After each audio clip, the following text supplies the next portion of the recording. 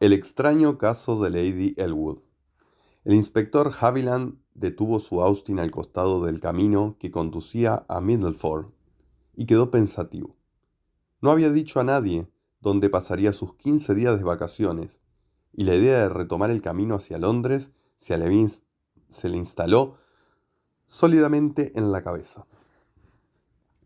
Él tan solo había prometido comunicarse cada 3 días con Scotland Yard en prevención de algún suceso inesperado, como el retorno del destripador de Yorkshire, un ataque nuclear soviético o la fuga de un oso del zoológico.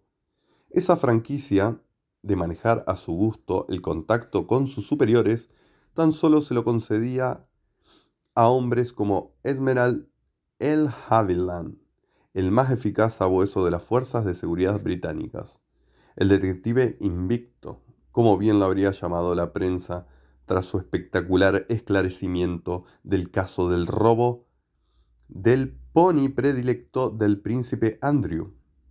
En tanto viraba lentamente el volante, una sonrisa apretada en torno al cigarro que sostenían sus labios ensanchó el rostro adusto del inspector. Recordaba claramente la densa, profunda, prometedora mirada que le había dispensado Lady Edward desde lo alto de su palacio días atrás, durante el concierto que brindó la Royal Philharmonic Orchestra. Una hora después, el inspector Haviland, protegiendo su boca y su nariz bajo el abrigo de la bufanda con los colores del Tottenham Hotspur, golpeaba suavemente con su puño enguantado a las puertas de la mansión de Lady Edward, la riquísima viuda de Sir Lewis Norton.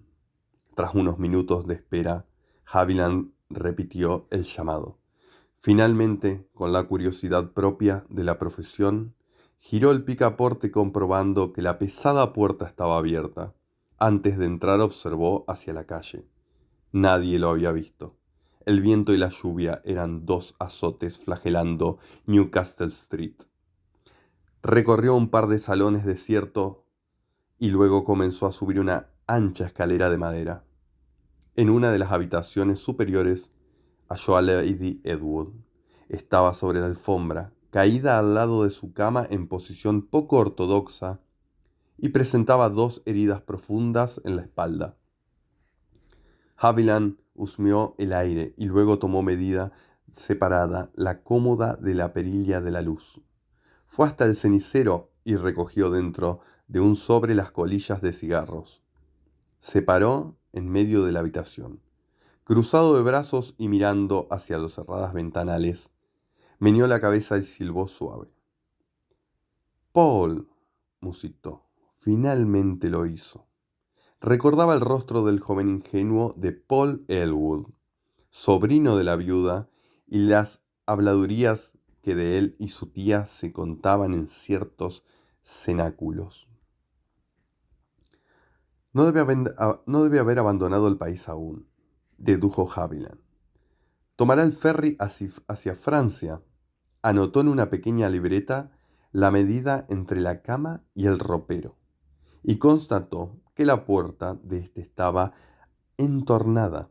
La abrió allí adentro, prácticamente sentado sobre el piso de madera, algo oculto por la profusión de tapados y pieles. Se hallaba el cadáver de Paul Carpentine, estrangulado por una corbata de seda italiana azul con diminutos puntos rojos.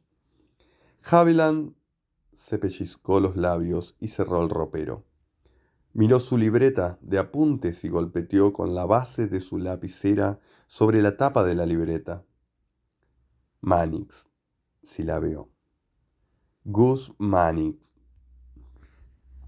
No escapaban a su memoria proverbiales los rasgos acentuados de Gus Mannix, profesor de piano de Paul, a quien algunas revistas proclives al escándalo se indicaban como antiguo enamorado de Lady Edward. Los celos, musitó Haviland, son malos consejeros.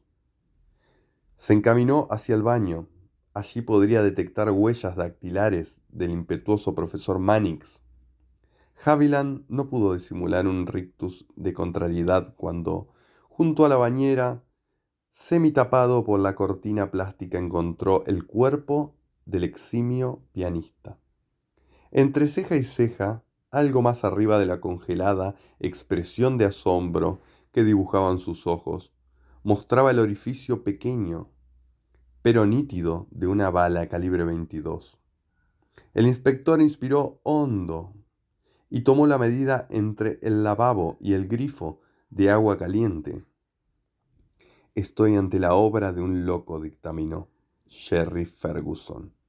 Nunca había podido olvidar la mirada extraviada del jardinero mientras le explicaba su extraña teoría sobre la doble personalidad de las azaleas y la influencia que ejercían las monocotiledóneas sobre las decisiones del Vaticano. Tampoco nunca había olvidado que Jerry Ferguson le había confiado que atendía los jardines de Lady Edward. Sé muy bien dónde estará oculto, se dijo.